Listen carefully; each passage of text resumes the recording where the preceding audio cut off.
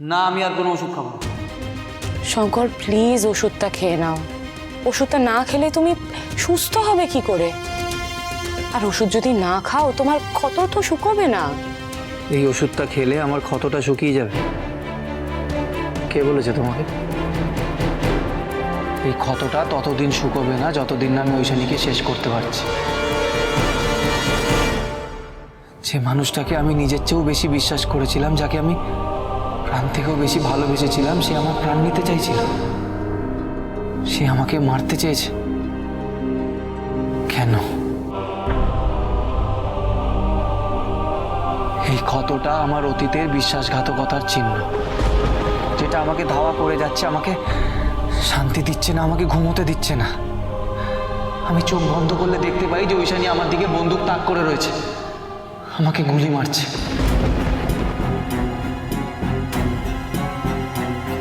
ঐশানীকে আমি ছাড়বো না।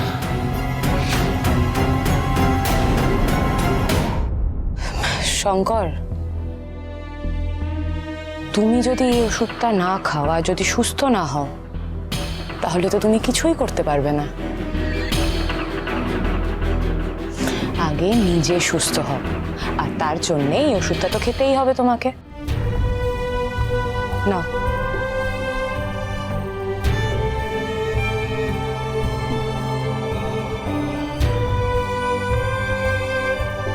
এবার শুয়ে পড়ো, দেখি শুয়ে পড়ো। চলো, come on, lie down slowly.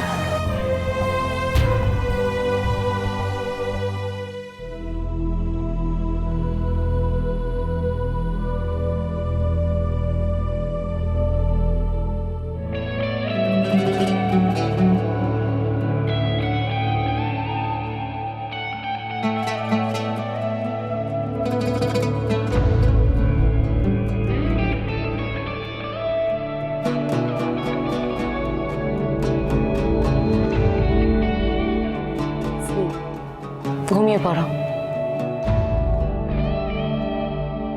You must sleep Shankar. ঘুমাও। অস্থির মন নিয়ে নিজের লক্ষ্য পূরণ করা যায় না। স্লিপ।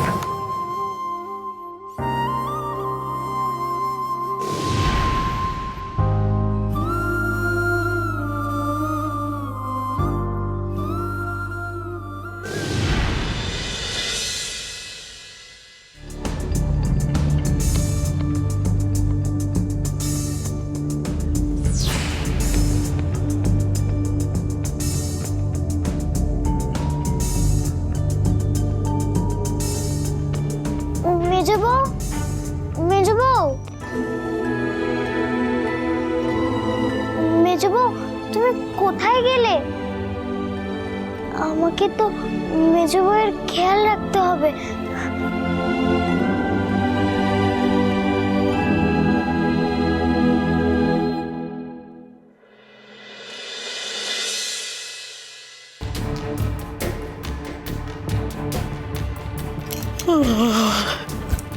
ওমা, ঝিলমিল, এই হ্যাঁ, তোরা তুই এখানে কি করছিস?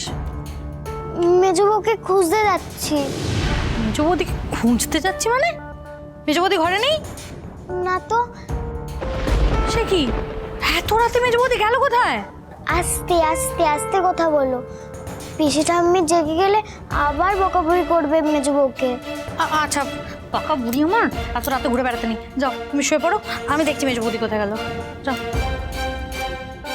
মেজবৌদি এত রাতে কোথায় গেল কে জানে? একা একাই গেল নাকি? না বাবা, আমি একা একা খুঁজতে যাবো না। এই বাড়িতে যেসব কাণ্ড ঘটে, আমি একা যাবো না বাবা।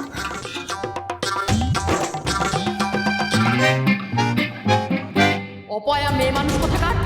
তুমি বিয়ে হয়ে বাড়িতে ঢুকলে আর তোমার মেয়ের বেশিতে সিঁদুরটা খেয়ে বসে রইলে।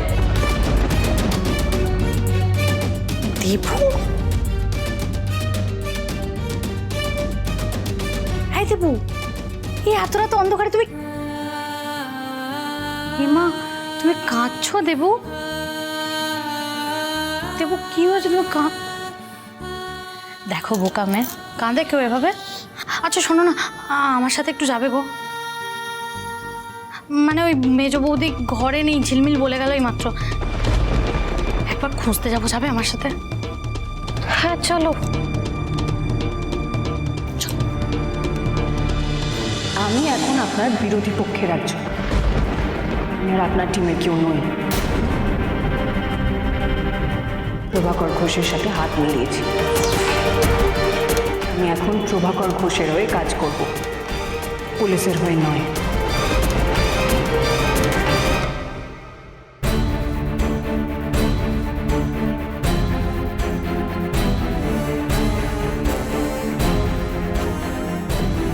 শঙ্কর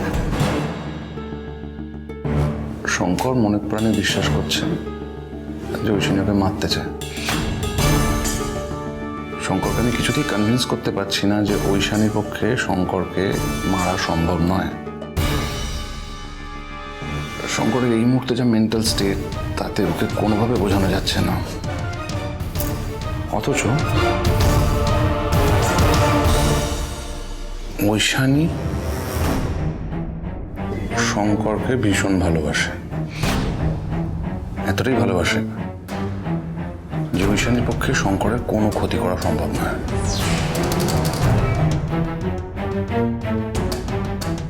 ঐশানী আমার টিমের বেস্ট আন্ডারকভার এজেন্ট, যে এখন সিস্টেমের প্রতি আস্থা হারিয়েছে, যে বিশ্বাস করছে যে শঙ্করের সাথে ওর বিচ্ছেদের পেছনে সিস্টেম দায়ী, কারণ ঠিক সময় সিস্টেম ঐশানীর পাশে দাঁড়ায়নি।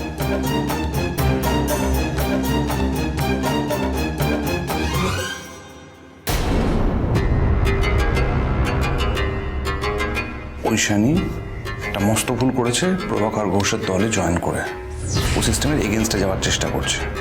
But now what to do? আমাকে যেভাবে হোক ঐশানীকে ভুল পথ থেকে ফিরিয়ে আনতে হবে। আর শঙ্করের মাথা থেকে এই বিশ্বাসটা বার করতে হবে যে ঐশানী ওকে মারতে চেয়েছিল। শঙ্করকে বোঝাতে হবে, এই বিশ্বাসটা তৈরি করতে হবে যে ঐশানী ওকে মারতে নয়, বাঁচাতে চেয়েছিল।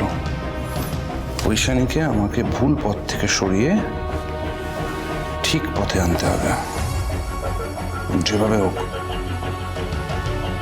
ঐশানীর মতো এজেন্টকে আমি হারাতে পারবো না, এই দেশ হারাতে পারবে না। ঐশানীকে এই দেশের প্রয়োজন।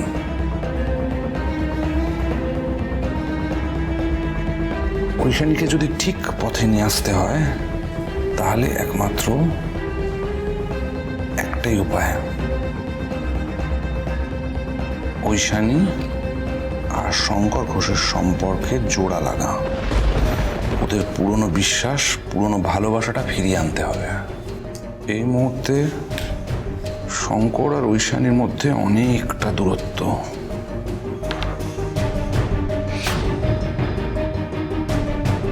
আমি জানি একবার যদি শঙ্কর ঐশানীর সামনে গিয়ে দাঁড়ায়, ঐশানী যদি শঙ্করের ভালোবাসা ফেরত পায়, তাহলে ঐশানী সিস্টেমের প্রতি আস্থাটা ফিরে আসবে। কিন্তু কিভাবে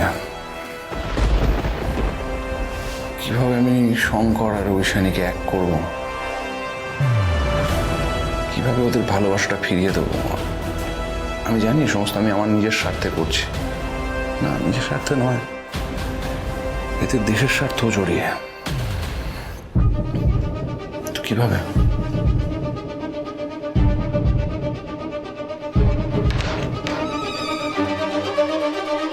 ওদের এই ভালোবাসার গল্পটা আমায় নতুন করে লিখতে হবে,